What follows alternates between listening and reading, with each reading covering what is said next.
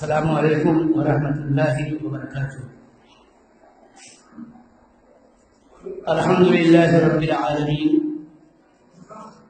والصلاة والسلام على خاتم النبیین محمد وعلى آلہ وصحبہ وأزواجه وذرياته أجمعين ومن تبعهم بإحسان إلى يوم الدين۔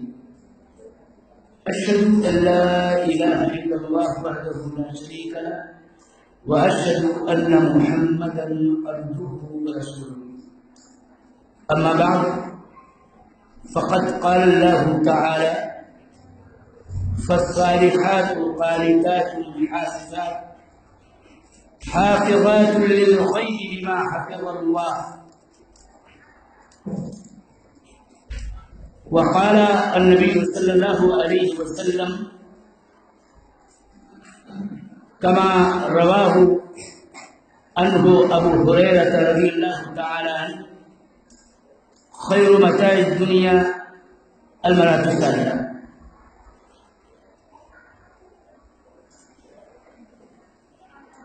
سبحانك لا علم لنا إلا ما علمتنا إنك أنت العليم الحكيم۔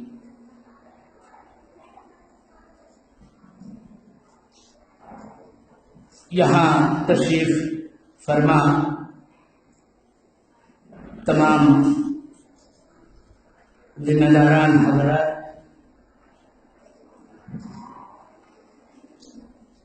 صدر مرکز التوحید و ناظم مدرسہ فضیلۃ الکبریٰ للبنات فضیلۃ الشیخ عبد العظیم عبد الجواد المدنی حفظہ اللہ تعالی و دیگر ہماری محترم معلمات اور تمام عزیز طالبات، یہ وجہ توحید کی جو دینی، علمی اور ادبی نشست کا آغاز ہوتا آیا ہے، اسی کی ایک کڑی ہے۔ مجھے حکم دیا گیا ہے چند نصیحت پر مبنی کلمات پیش کرنے کے لیے۔ میں نے اپنے محاضرے کا عنوان دیا ہے، عربی زبان میں میں عنوان اس طرح سے پیش کرنے کی کوشش کی ہے کہ کونی صالحۃ یا بنت الاسلام وکیف تکونین صالحہ۔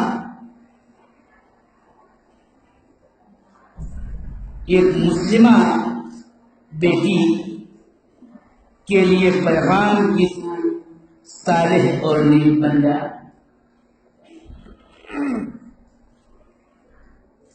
کوئی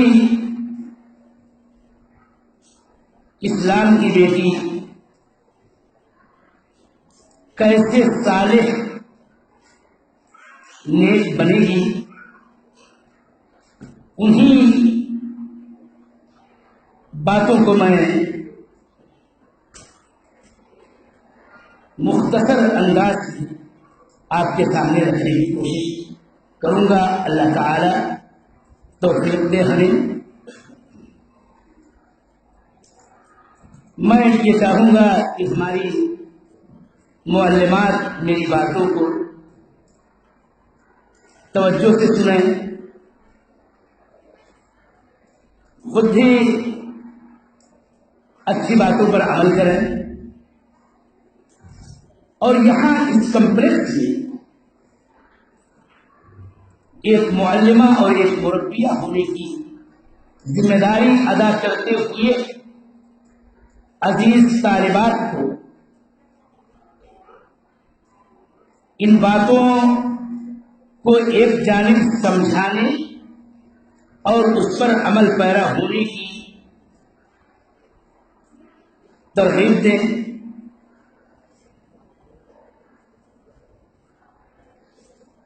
میں اپنی بات کا آغاز یوں کر رہا ہوں کہ یہ باتیں تو آپ جانتی بھی ہیں، سنتی بھی ہیں. اسلام جو ہمارا دین ہے اس میں ان کے مقام و مرتبے کی بلندی اظہر نیشنل ہے. میں خالی ایک ہی پہلو پر اپنی بات مرکوز رکھنا چاہتا ہوں. آیت میں نے پڑھی فالصالحات قانتات حافظات للغیب بما حفظ اللہ. حدیث پڑھی، اس کا ایک ٹکڑا ہی پیش کیا. دونوں کا ترجمہ کچھ یوں ہے کہ صالحات نیک خواتین، قانتات فرما بردار ہوتی ہیں اللہ کی، حافظات للغیب بما حفظ اللہ، اور آڑ میں بھی پس پردہ بھی اندیکھے احوال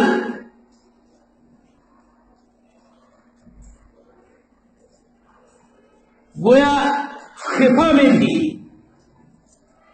حفاظت کرتی ہیں اپنی عصمت و آبرو کی، اپنے شوہر اور اس کے ذات ید پراپرٹی اور ملکیت کی، اپنے شوہر کی غیرت کی، اس کی آبرو کی، بما حفظ اللہ، جیسے کہ اللہ جل وعلا نے حفاظت کی توفیق کی ہوتی ہے. حدیث کا مختصر ترجمہ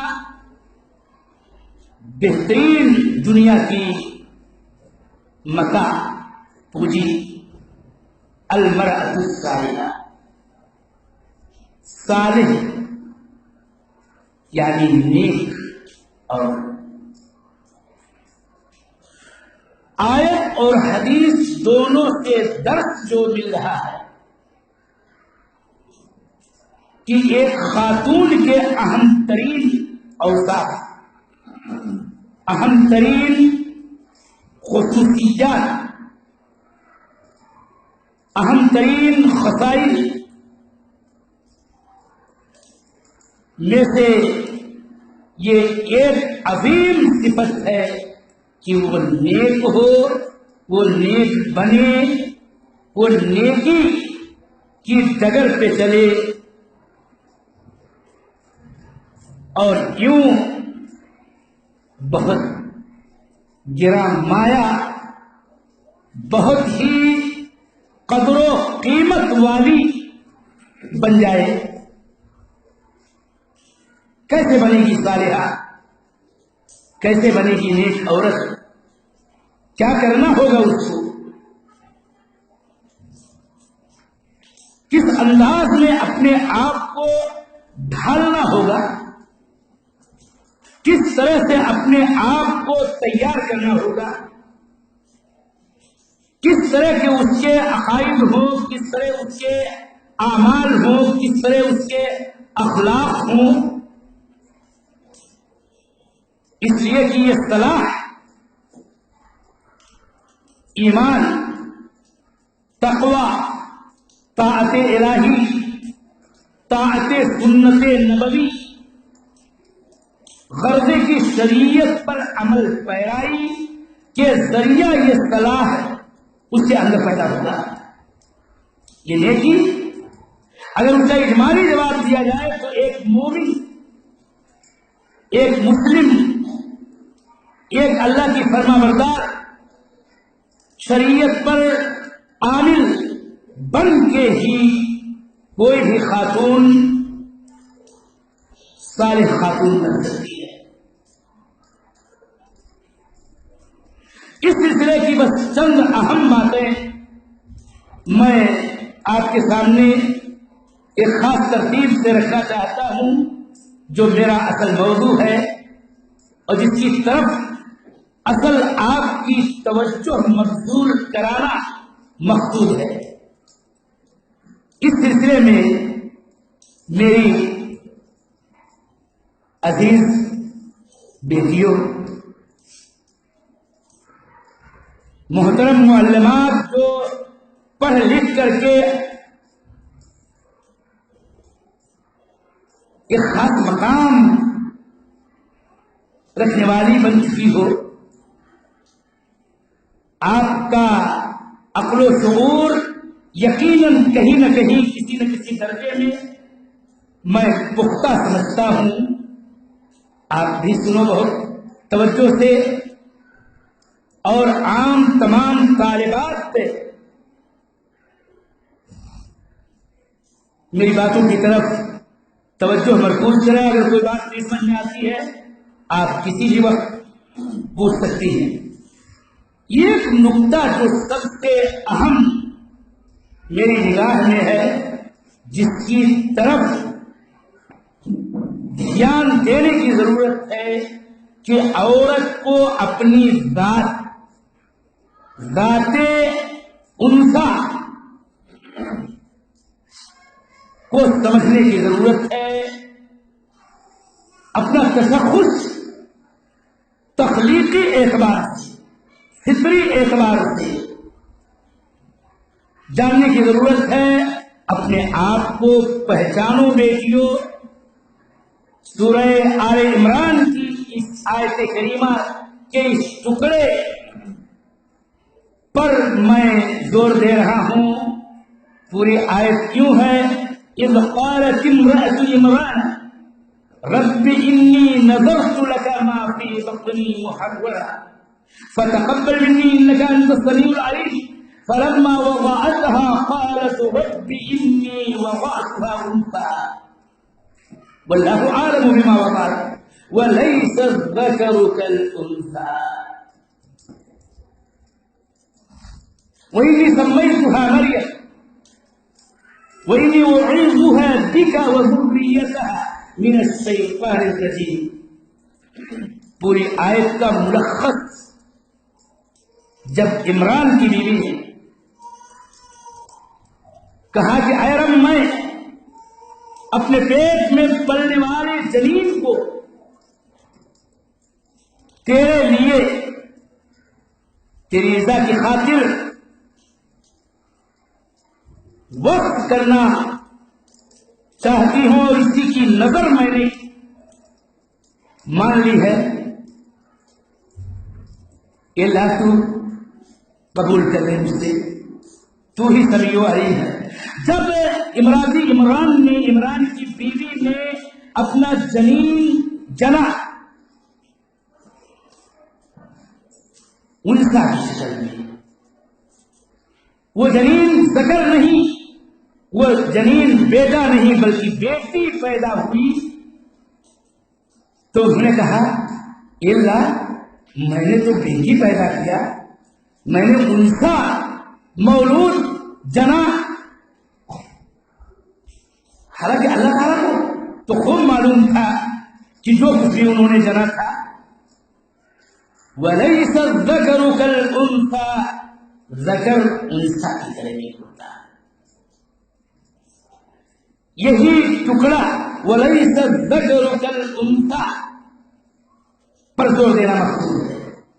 یہ ذہن میں بٹھاؤ، اس کو پختہ کرو کہ اللہ جل وعلا نے ذکر و انثی جو پیدا کیا ہے، دونوں کے اندر تخلیقی اعتبار سے، تخلیقی خصائص کے اعتبار سے، اور اسی مراعات چلتے ہوئے بہت سارے مخصوص احکام و امور میں دونوں کے درمیان یکسانیت نہیں ہے۔ ایمان کے اعتبار سے، اعمال کے اعتبار سے، اخلاق کے اعتبار سے بہت سارے امور ہیں جو دونوں کے مشترک ہیں، لیکن چند احکام تشریعیہ، شریعت کے بعد احکام و مسائل، اس اعتبار سے کہ ہاں بیٹا بیٹی دونوں میں فرق ہے، ذکر انثیٰ کے اندر ڈفرینس ہے، اس لیے دونوں کے ساتھ کچھ نہ کچھ مخصوص احکام ہے، خصوصیت کے ساتھ انثیٰ کی تخلیق اور اس کے تخلیق کی جو ترکیب ہے اور اس کے ساتھ جو بالکل لازم مسائل ہیں، کچھ خاص اس کے اعتبار سے ان کے مخصوص احکام ہیں۔ اس لیے مساوات مرد و زن کا نعرہ اسی آیت کریمہ کی روشنی میں غلط ثابت ہو جاتا ہے۔ نہیں، ہمارا دین دین اسلام سب سے پیارا دین، سب سے سچا دین، سب سے اچھا دین، ہاں اس نے دونوں کے دائرے کو ہم مخصوص مسائل میں الگ الگ رکھا ہے اور ہر ایک کو اس کا اپنا اعتبار کرنا ہوگا۔ دوسری بات، ذات انوث، ذات انثیٰ، یہ ہے اسلام کے اندر اس قدر معزز، اس قدر مکرم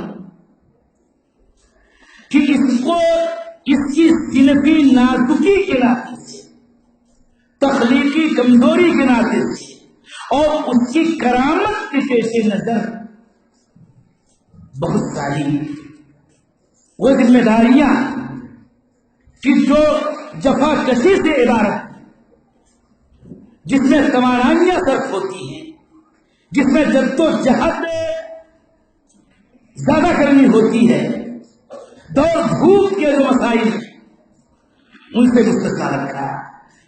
تکریم کی حد دیکھو بیٹیو کہ اسلام نے بیٹی ذات کو، انثیٰ ذات کو، بیٹی ہو، بہن ہو، ماں ہو، اور اس زواجی زندگی کے بعد بیوی کی حیثیت ہو، کسی حیثیت میں اس کو کافل، کفالت کرنے والا، کسی کے گزر اوقات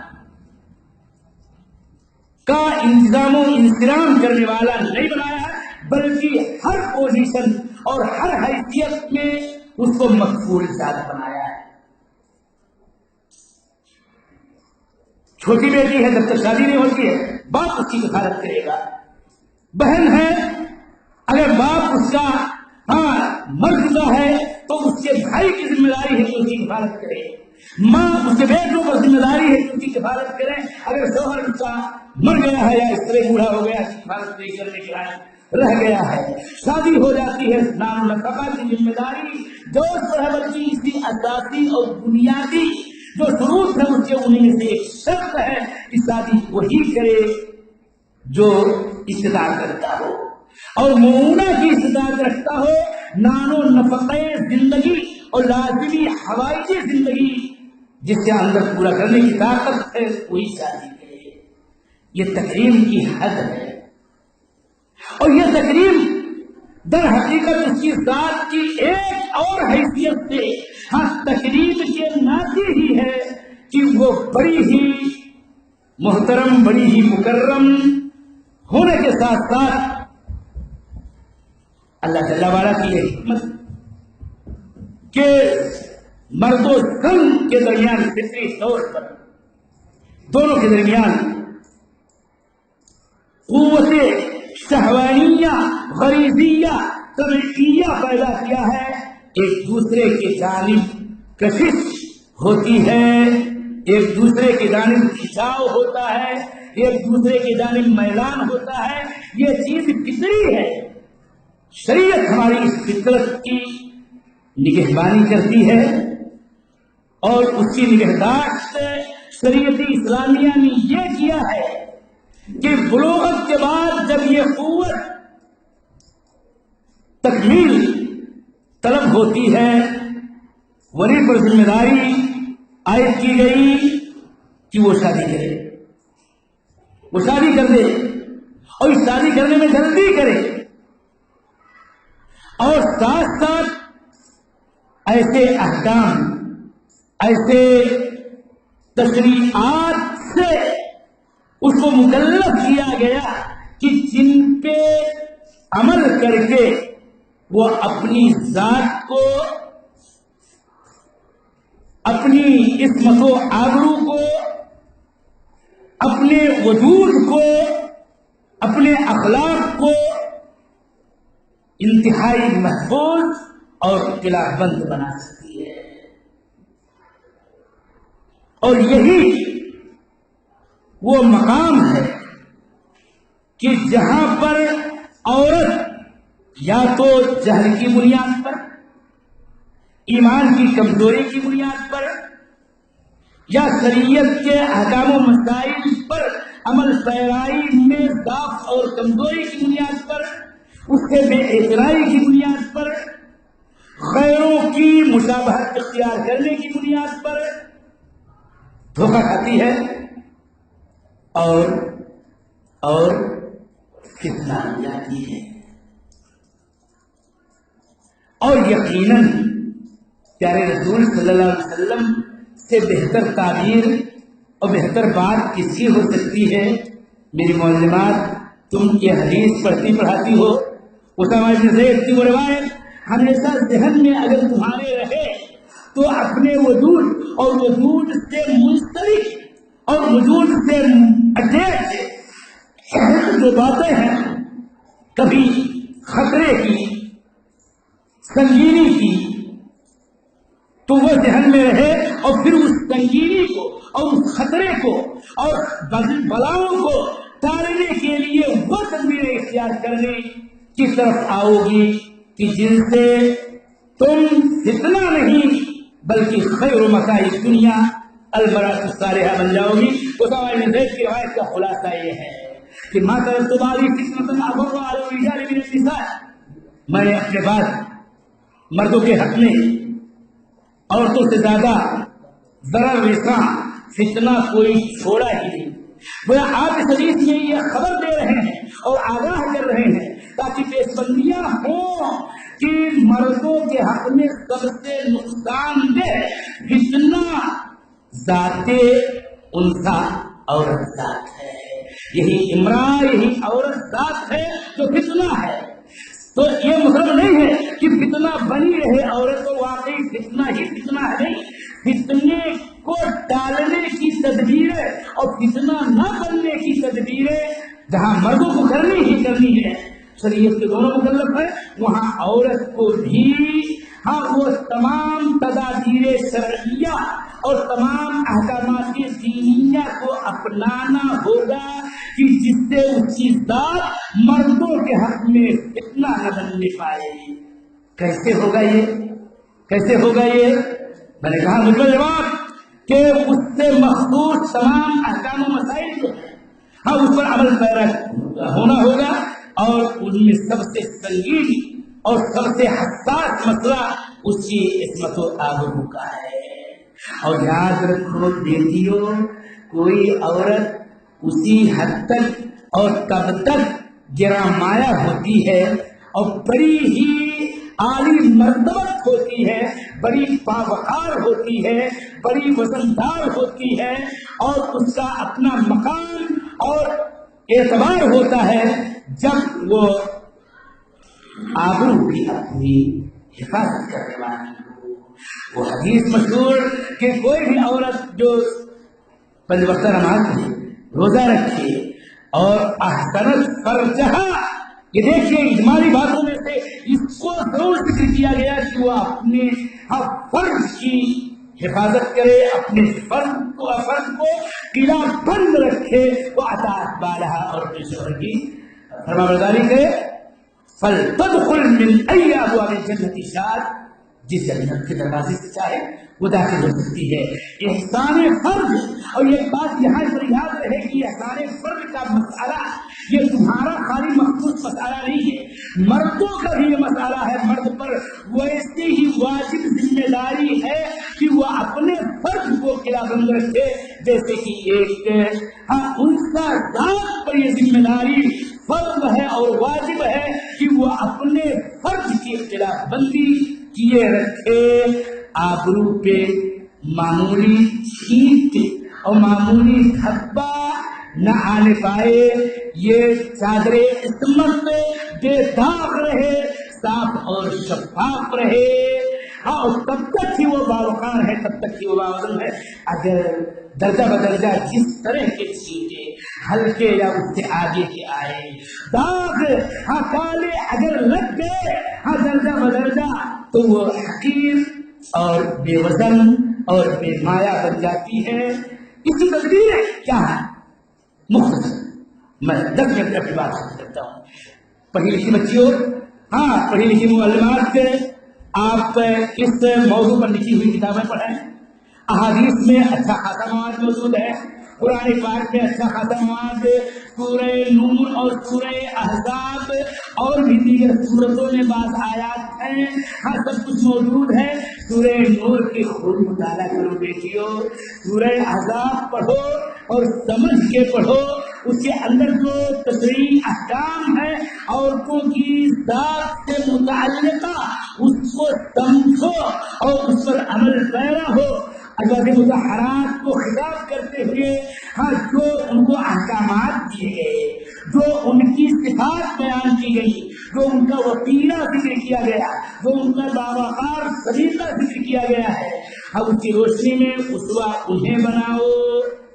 آبرو باقی رہے، فرض قلعہ بند ہو، شریعت کتنی تدبیریں کر رہا ہے، بالغ ہونے کے بعد ہی نہیں، بالغ ہونے سے پہلے۔ نمبر 1، 10 سال کی بچی ہے، اب کسی بچے کے ساتھ ایک چارپائی پر، ہمارے اپنے بیٹی بیٹیاں، بھائی بہن سگے، 10 سال کی عمر سے پہلے تو گنجائش والی بات ہے، لیکن 18 سنین کے بعد تم مشہور حدیث کا یہ ٹکڑا سنو کہ وہ فرقوا بینہم بالمضاجع، ان کے درمیان بستر میں علیحدگی کر دو۔ اکٹھا نہیں سونا ہے، تدبیر یہاں سے شروع ہوتی ہے، تدبیر یہاں سے شروع ہوتی ہے۔ کتنی اہم بات ہے میرے بھائیوں اور میری عزیز طالبات اور معلمات بھی، یہ بہت اہم ہے، بہت ہی اہم ہے۔ بالغ ہوئی، حجاب کا مسئلہ ہے، اور حجاب کا مسئلہ کتنا واضح طور پر شریعت اسلامیہ میں بیان کیا گیا ہے کہ تمام تر اجانب سے کسی بھی بالغ خاتون کو کوٹ میں رہنا ہے، آڑ میں رہنا ہے، دونوں کا مکمل مواجہہ نہیں ہونا ہے، دونوں کو آمنے سامنے نہیں ہونا ہے، یہی اصل حجاب ہے۔ اور اجنبی اس کو نہیں کہتے ہیں، یہاں جو شریعت کی زبان یہاں بولی جا رہی ہے کہ جس کو آپ پہچانتی نہیں، اجنبی شریعت کی اصطلاح میں ہر وہ رجل، ہر وہ مرد کہ جس سے آپ کا نکاح کا عقد جائز ہے، شریعت کی روشنی میں کسی بھی وقت نکاح ہو سکتا ہے۔ اگر نکاح کے شروط و ارکان کے ساتھ وہ نکاح ہو تو ہو سکتا ہے کوئی شرعی معنی اور کوئی حرمت کی علت اور کوئی حرمت کا سبب نہیں موجود ہے، ایسا انسان وہی آپ کے لیے اجنبی ہے۔ اور اجنبی کے علاوہ ایک صرف انسانوں کی محرم کہلاتی ہے۔ محرم شریعت کی اصطلاح میں اس کو کہتے ہیں کہ جس سے نکاح کبھی بھی، اور یہاں محرم محرمات ابدیہ ہی کو کہا جاتا ہے، یہ نقطہ بھی نگاہوں سے اوجھل نہ ہو معلمات اور طالبات کہ محرم خالی اتنے ہی رشتے دار اور عزیز و اقارب کی شریعت نے جن کے ساتھ ابد الآباد کے لیے عقد نکاح کو دونوں کے درمیان حرام قرار دیا گیا ہے۔ یہاں نقطہ یہ سب سے اہم سمجھنے کی ہے کہ مثلا ہماری بیٹیوں کے بنو الاعمام، بنو الاخوال، دیگر کزنس جتنے بھی ماموں زاد، چچا زاد، پھوپھے زاد اور دیگر جو کزنس کہلاتے ہیں، ان کے لیے وہ اجنبی ہے۔ ان اجنبیوں سے بھی آڑ میں رہنا ہے، ان اجنبیوں سے بھی حجاب کرنا ہے. اور یاد رہے کہ اس دور کے فتنوں میں سب سے بڑا فتنہ بے حجابی کا ہے، سفور کا ہے. سفور کا مطلب یہی ہے کہ عورت اپنی ذات کو، اپنے وجود کو، اپنے چہرے کو، اپنے زینتوں کو، اپنی آرائشوں کو غیروں کے سامنے ظاہر کرے. یہی اصل سفور اور یہی اصل بے حجابی ہے. کتنی کوتاہیاں ہو رہی ہیں، کتنی کوتاہیاں ہو رہی ہیں ہم سے، آپ سے، معاشرے کے ذمہ دار حضرات سے، گھروں کے اولیاء سے، اور اس طرح سے تمام تر مردوں سے، اور پھر ان کے ساتھ عورتوں سے. اس سلسلے میں کتنا قصور سرزد ہو رہا ہے میں تفصیل نہیں جانا چاہتا. قلعہ بندی کے ذرائع میں سے ایک ذریعہ ہے خلوت، مال اداری. یاد ہے کہ خلوت مال اداری، اجنبیوں کے ساتھ تنہائی میں ہونا، یہ قطعی طور پر محرم ہے. حدیث ہے مشہور و معروف، لا يخلون رجل بامرأة الا ومعها ذو محرم. کوئی بھی عورت کسی بھی رجل اجنبی کے ساتھ تنہائی میں ہونے نہ پائے، ہرگز ہرگز.